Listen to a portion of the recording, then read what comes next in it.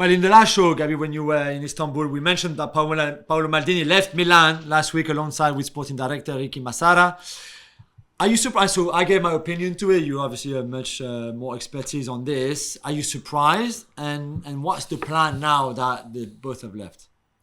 I think they looked at this and, Paolo Maldini, very clear, he does not just want to be like a club ambassador, right?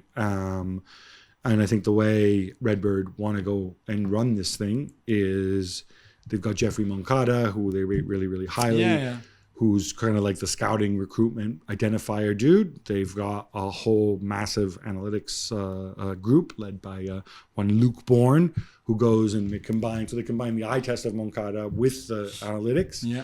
And then they need somebody to go and do the deals, negotiate the deals. It's, I think Giorgio Furlani, the CEO, is going to handle that part. And so they said, well, I think Maldini also said, well, where do I fit in? And really Ricky Massara as well, because Ricky Massara was kind of the execution guy, right? The guy who knew how to negotiate, even though he does have a past as a sporting director.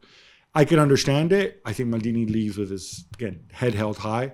But equally, if he wants to be more involved, and it's not going to happen. There's nothing wrong with him. Was it a matter of Maldini wanted more investment in the sense that you just don't buy players on data, or young players like a De Ketelaere, let's say, or Chao or Vranks, who didn't really work out. Some have worked, like Magic Mike or Leao.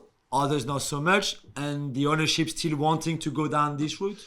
I think Maldini's view, but to some degree, it almost seems like a stereotype, is, it's great to go with kids and value signings, but there is merit to older players. And again, they can still be free transfers, but players who know how to win. He believes in kind of the intangible, the professional. He would probably bring up somebody like Olivier Giroud, for example, who, he's got the pedigree and whatever else, and that matters, right? And that's not something that's going to come out with a scout watching him, and it's not something that's going to come out with a bunch of nerds looking at numbers watching him. So I think he wanted more of a mix of this, but I think the club have a pretty clear line about how they want to handle it. And look, it's a credit to him. I can't see Maldini ever working at another club or being involved in another club. But you know what? I have a ton of respect for Maldini, because after he left Milan as a legend, he was offered jobs back at Milan a million times, both under Berlusconi and the subsequent owners.